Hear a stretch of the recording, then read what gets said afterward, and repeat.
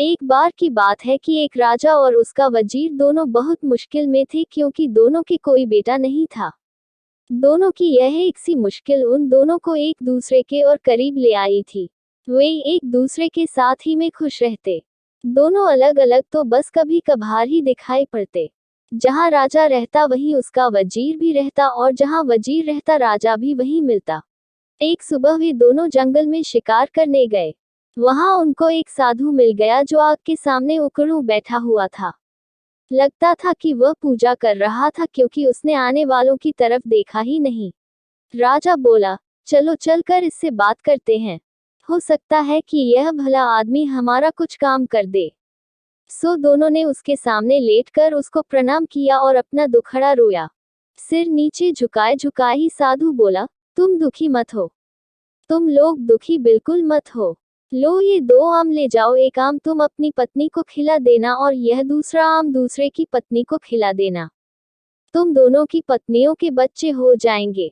साधु को बहुत बहुत धन्यवाद देकर राजा और उसका मंत्री दोनों अपने अपने घर लौट गए और आम अपनी अपनी पत्नियों को खिला दिए। ठीक समय पर दोनों ने एक एक लड़के को जन्म दिया। जब ये दोनों लड़के पैदा हुए तो राजा के घर में और वजीर के घर में ही नहीं बल्कि सारे राज्य में खुशियां मनाई गईं। ब्राह्मणों को बिना नाप तौल के बहुत सारी भेंटें दी गईं। गरीब लोगों को खाना खिलाया गया। सारे कैदी छोड़ दिए गए। देश में ऐसा समय पहले कभी किसी ने नहीं देखा था। जैसा कि सोचा जा सकता है, दोनों घरों में दोनों बच्चों की खास देखभाल की गई। जब वे बहुत छोटे थे तो उनकी देखभाल के लिए कई दाइयां रखी गईं और जब वे कुछ बड़े हो गए तब उनको कई टीचर पढ़ाने के लिए रखे गए। उनको सब तरह की शिक्षा दिलवाने के लिए किसी पैसे या कोशिशों में किसी तरह की कोई कमी नहीं बरती गई। इससे वे दोनों शिक्षा और कला दोनों में बहुत अच्छे निकले। अपने पिताओं की तरह वे भी आपस में एक दूसरे से बहुत प्यार करते थे और दोनों अक्सर साथ साथ ही रहते। एक दिन वे दोनों शिकार खेलने के लिए एक साथ जंगल में गए। वहां वे दोनों घंटों तक शिकार की खोज में घूमते रहे। काफी देर बाद राजकुमार बहुत थक गया और उसे प्यास भी लगाई। वे अपने घोड़ों से उतर गए और उन्होंने अपने अपने घोड़े एक पेड़ से बांध दिए। राजकुमार वहीं घोड़ों के पास बैठ गया और वजीर का बेटा पानी की खोज में चल दिया।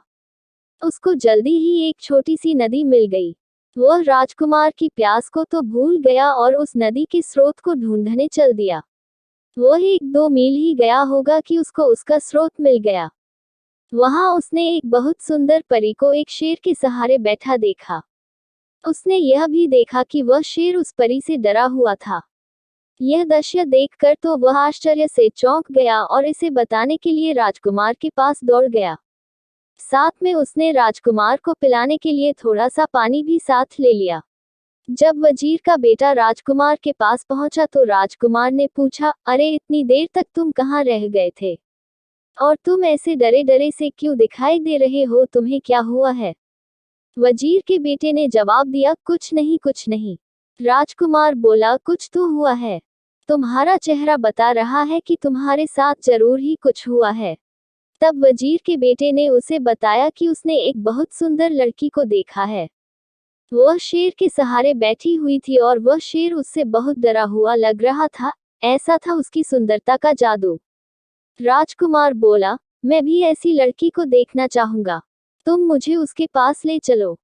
वजीर का बेटा राजी हो गया और दोनों उस लड़की की तरफ चल दिए। वहां जाकर उन्होंने देखा कि शेर तो उस परी की गोद में सिर रखे सो रहा है। वजीर का बेटा बोला, डरो मत, हम उतनी देर में उस लड़की को पकड़ लेते हैं जबकि शेर सोया हुआ है। वे दोनों उस लड़की के और करीब चले गए।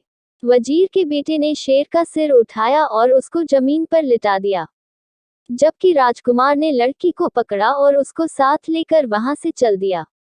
वजीर का बेटा वहीं रह गया।